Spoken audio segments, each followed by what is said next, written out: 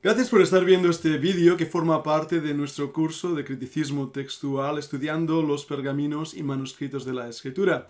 En la sesión de preguntas de nuestra última conferencia hubo una pregunta relacionada con la Biblia Vulgata. La Biblia Vulgata ha tenido muchísima importancia a lo largo de la historia del cristianismo y especialmente dentro de la historia de la Iglesia Apostólica Romana Católica. Ha sido una Biblia que dentro del protestantismo ha tenido mala reputación y no sin tener un punto de verdad, ya que de esta Biblia en latín surgieron muchas de las controversias teológicas debido en parte a la utilización de las palabras. Sin embargo, la Biblia latina, la Vulgata, de Jerónimo específicamente, fue realmente una gran obra de traducción dentro de los manuscritos de las Escrituras. Y por eso creo que es necesario poder conocerla. En este vídeo lo que voy a hacer es ampliar la respuesta que di, una respuesta muy breve, por supuesto, por el tiempo que teníamos en nuestro seminario de criticismo textual. Vamos a ver una visión general de cuál es la Biblia Vulgata y antes de hacerlo me gustaría recordaros que podéis seguir este curso en nuestra plataforma en línea de la Escuela Ministerial Online en línea EMOL de la Fundación Bíblica. La Fundación Bíblica tiene sus cursos presenciales, pero también tenemos cursos subidos a nuestras plataformas de internet como YouTube, la sociedad de alumnos, y en esa sociedad, en esa plataforma también podréis encontrar los PDFs gratuitos de todas estas clases y también webinars específicamente y especialmente para nuestros estudiantes. Ahora, antes de entrar en materia, me gustaría pedirte que ores, pedamos al Señor su bendición y podamos de esta manera realmente sacar el máximo provecho de este curso. También es importantísimo que tengas tu Biblia para poder marcar, hacer comparativas textuales o aquello que sea necesario. Animamos a nuestros estudiantes que adquieran el software The Word. The Word, hay otro que se llama eSword, están bien los dos. Logos es excelente, pero cuesta muchísimo dinero. Estos son gratuitos. Y por supuesto un blog de notas. Así que habiendo visto estas cosas en nuestro preámbulo, en nuestra introducción, vamos a hacer una oración, pedir al Señor que bendiga esta mini clase, este intensivo, respondiendo a la pregunta ¿qué es la Vulgata y qué podemos aprender de ella? Vamos a orar. Padre amado, pedimos tu bendición ahora en estos momentos, en esta clase, para responder a esta pregunta ¿qué es la Vulgata? Te ruego, Señor, que dirijas a nuestros estudiantes, como también a mí mismo, al enseñar y pueda ser de muchísima bendición. Te lo pedimos en el nombre de Jesucristo. Amén. Muy bien, pues preguntas, ¿qué es la Biblia? ¿Cómo ha sido escrita? ¿Cómo ha llegado a nosotros? ¿Y es un libro perfecto? Estas son algunas de las preguntas que estamos respondiendo en nuestro seminario intensivo de criticismo textual, el texto bíblico. Ahora, vamos a intentar hablar sobre qué es la Vulgata. ¿Qué es esta traducción? ¿Sobre qué textos está basada? ¿Texto masorético, alejandrino? Me parece que no, Pero que en cuanto a la Septuaginta. Ejemplos textuales confiables, vamos a ver un par de ejemplos. Y la Vulgata y la teología católica, cómo la Vulgata llegó a influenciar las enseñanzas de la Iglesia católica. Vamos a ver esta Biblia primeramente en un par de fotografías para que os deis cuenta la edición, sobre todo que tenéis aquí en pantalla ahora, de Gutenberg. La primera Biblia impresa fue la Vulgata latina y de hecho fue el primer libro impreso y mirad qué obra de arte tan extraordinaria. Después ha sido reimpresa, ya no sé ni decirlo, reimpresa en varias versiones y aquí tenemos una, pues, la Sagrada Biblia en castellano, pero de la Vulgata latina, y vemos ahí en el 1858 una versión. Realmente son libros hermosos. Cuando uno colecciona Biblias como yo hago, es hermoso encontrar Biblias de este tipo. Vamos a hablar un poquito de la Vulgata. La Vulgata viene de una palabra que es vulgato. Vulgato quiere decir el vulgo, el pueblo. Es la traducción latina de la Biblia que Jerónimo realizó en los años 383 al 405 después de Cristo, o al menos fue iniciada por él, porque como veremos hubieron también revisiones después de la Vulgata. siendo ciertamente traducidos por él el Antiguo Testamento y los Evangelios. Eso sí que sabemos que él lo hizo. Ahora, estoy leyendo las notas para que también podáis tenerlas en la pantalla y así, sobre todo si estáis tomando apuntes, os sea más fácil. La Vulgata fue la versión latina de la Biblia más utilizada en el mundo. Fue en su mayor parte la obra de San Jerónimo y su propósito original era acabar con las grandes diferencias de texto en los manuscritos latinos antiguos que circulaban a finales del siglo IV. Eso es importantísimo. Su deseo, su objetivo era hacer un texto, una traducción de los originales en griego que fuera aceptado por todos. Jerónimo comenzó su trabajo a petición del Papa Damaso en el año 382 con una revisión de los Evangelios que se completó en el año 384. Aquí parece haber utilizado como base de su revisión un manuscrito griego muy parecido al Codex Sinaiticus.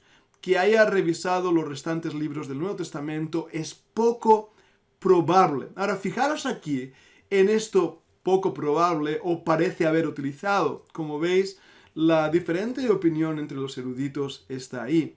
Pero sí que vemos que hay ya de base un texto de la familia textual crítica. La necesidad de una Biblia en latín era importante. El latín era el idioma oficial de la Iglesia romana, de la Iglesia occidental. El auge del latín fue importantísimo. El sentido de que el griego era la lengua de los libros apostólicos y de las escrituras judías. Incluso los judíos y los cristianos leían y defendían la traducción de la Septuaginta como un texto sagrado. La Septuaginta, la LXX, así conocida entre los campos de erudición, tenía una aceptación de perfección absoluta. De hecho, el Señor Jesucristo, cuando Él menciona en el Nuevo Testamento versículos del Antiguo Testamento, son versículos citados de la Septuaginta. Bien, significaba que las versiones latinas eran simplemente eso, versiones, y por tanto sin el mismo peso que los originales. ¿Lo veis? Esto es muy importante. Había traducciones latinas para que la gente que no conocía griego, en su mayoría gente sin estudios del vulgo, del pueblo, pudiera al menos leerlo en latín. Ahora, sin embargo, a medida que la iglesia latina crecía, también lo hacía la demanda de traducciones latinas. Hacia el siglo IV, más o menos, circulaban literalmente cientos de copias, probablemente en varias versiones diferentes. Es por eso que cuando me preguntaron sobre la Vulgata latina, dije que hay varias vulgatas. En mi libro sobre paleocristianismo en España, hablo justamente de esto, de las diferentes versiones de la Biblia que circulaban en aquellos tiempos.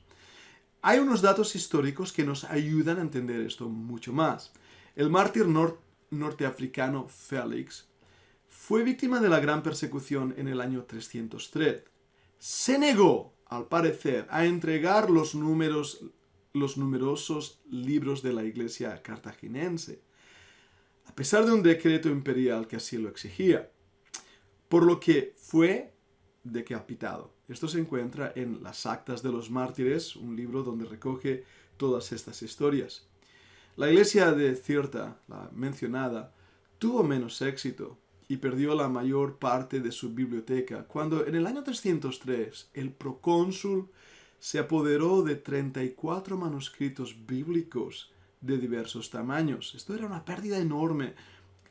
Pensad en la dificultad de realizar estos manuscritos en aquel tiempo. No es como ahora con las imprentas, ¿verdad?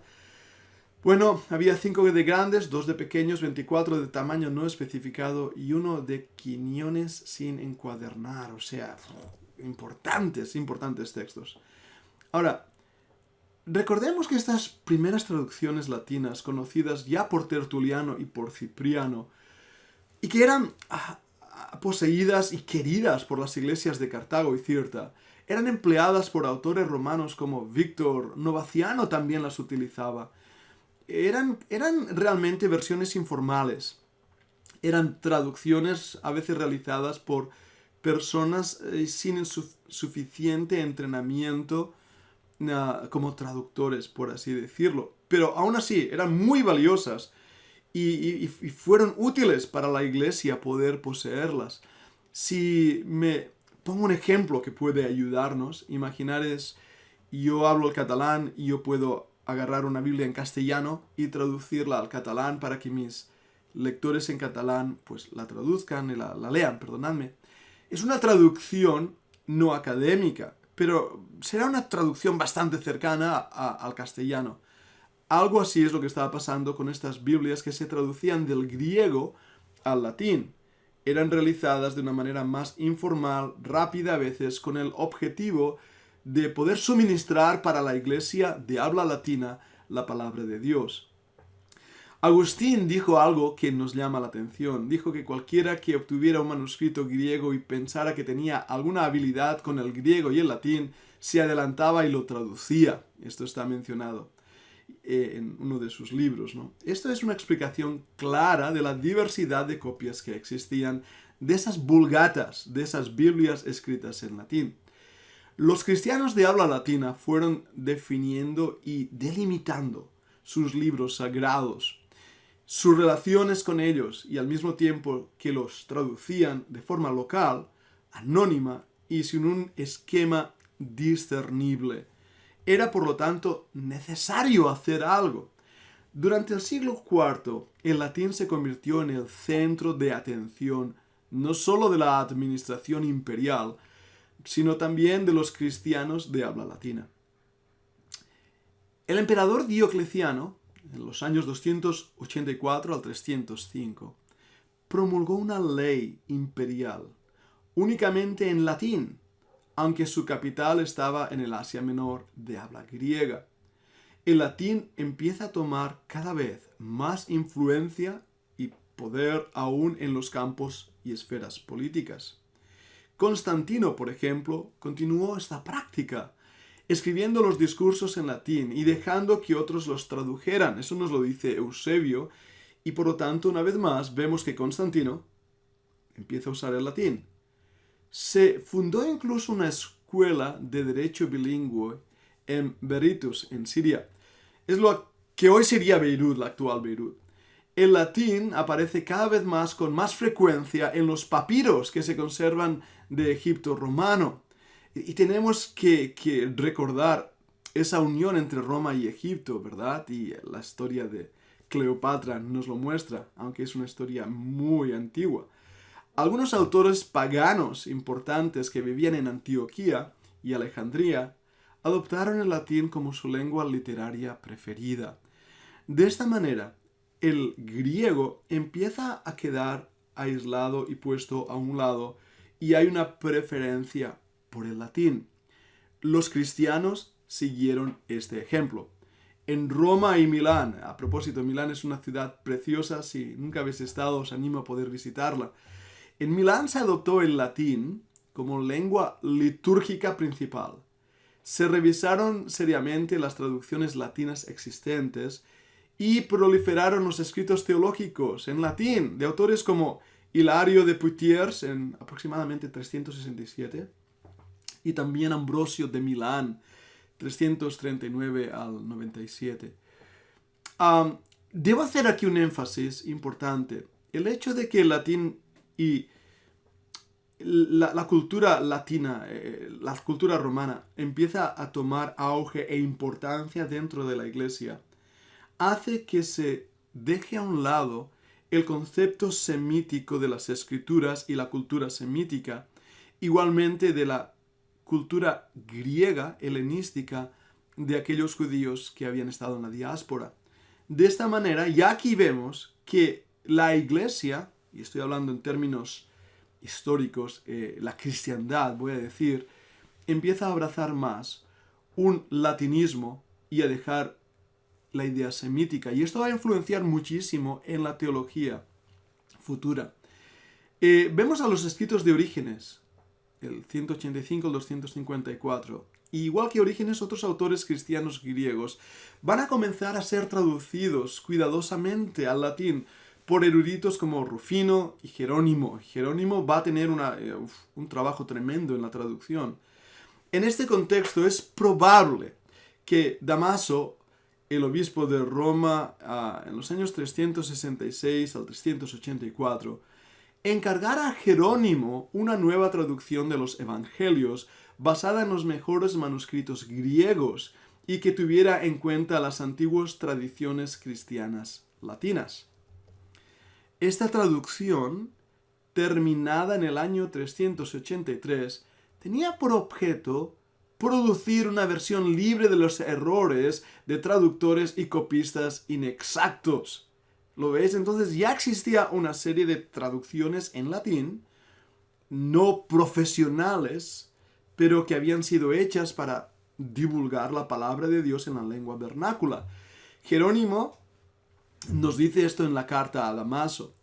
20 años más tarde, Agustín felicitó a Jerónimo por el éxito de su versión, agradeciéndole que produjera una traducción tan cuidadosa. Fue significativamente menos entusiasta sobre el enfoque de Jerónimo a la Septuaginta. Y esto también nos llama muchísimo la atención. Bien, Jerónimo, por lo tanto, tradujo el texto hebreo de los manuscritos en hebreo al latín, utilizando los números cronológicos inferiores. Sabemos que la base textual que él utilizó fue el texto masorético.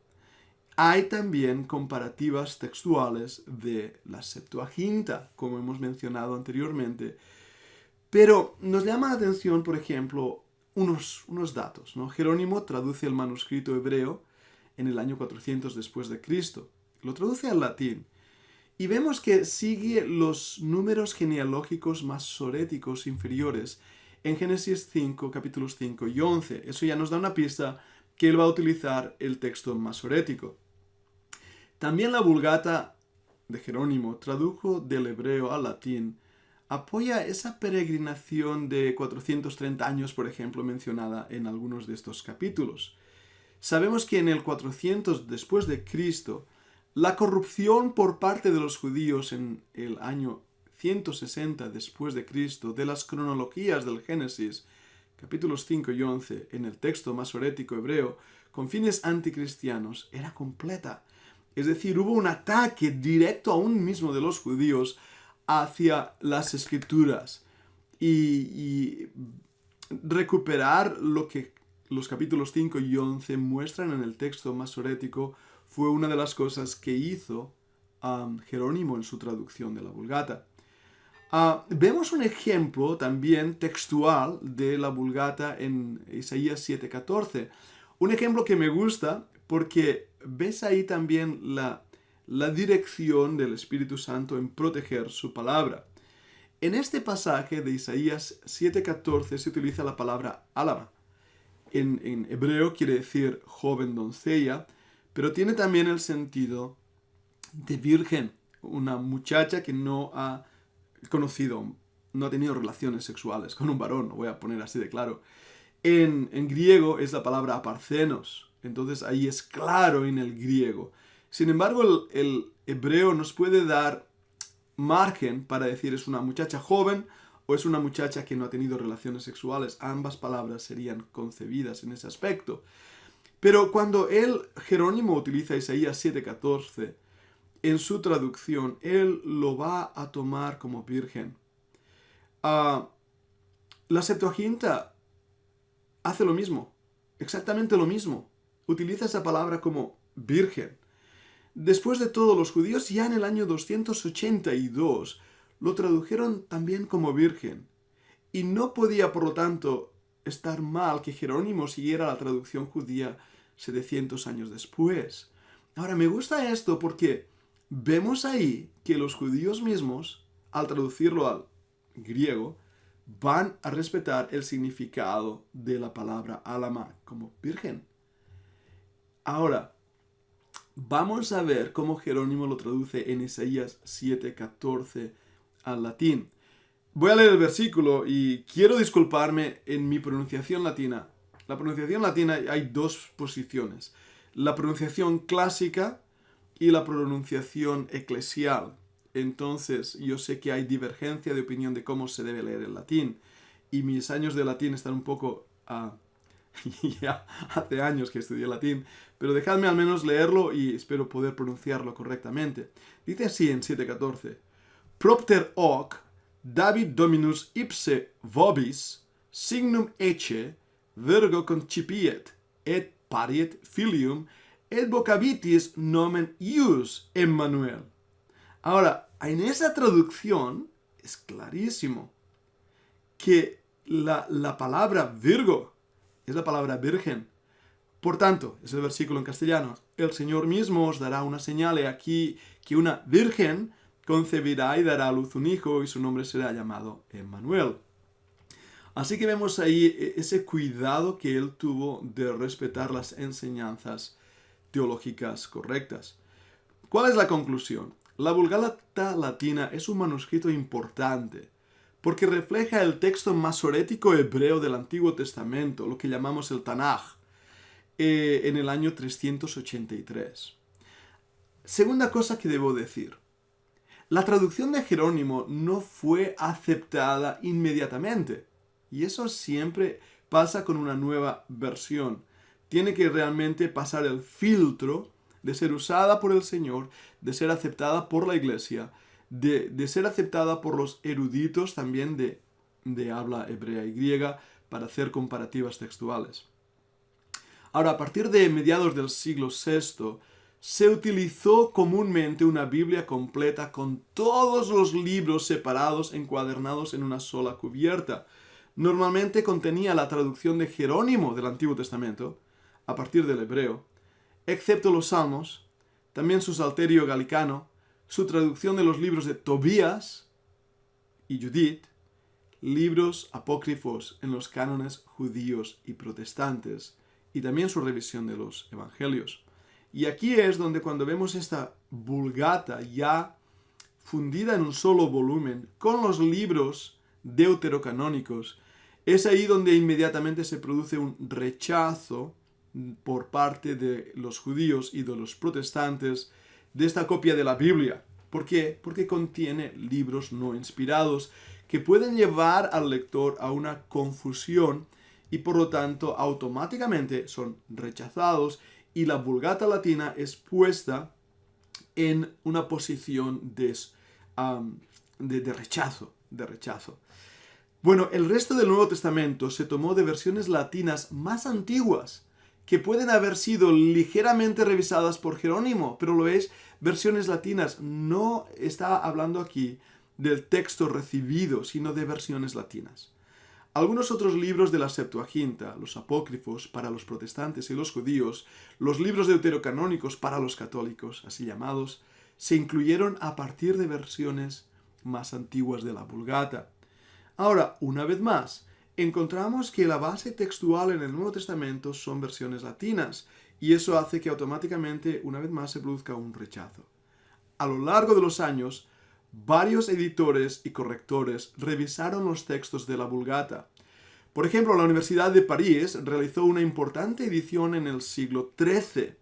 Su objetivo principal era proporcionar un estándar acorde para la enseñanza y el debate teológico. Esta edición de la Vulgata va a popularizarse. Las primeras Biblias impresas de la Vulgata se van a basar en esta edición de París. Por último, en el año 1546, el Concilio de Trento decretó que la Vulgata era la autoridad latina exclusiva para la Biblia, pero también exigió que se imprimiera con el menor número posible de faltas. Ahora ahí está el problema cuando en 1546 Trento determina que la Vulgata es la autoridad. ¿Y por qué digo el problema? Porque a partir de este punto, cuando en 1546 el Concilio de Trento dice que es la autoridad exclusiva, todos los errores que la Vulgata trae consigo van a ser aceptados por la Iglesia nominal católica como autoritarios. Ahí empieza el problema. La llamada Vulgata Clementina, publicada por el Papa Clemente VIII, en 1592.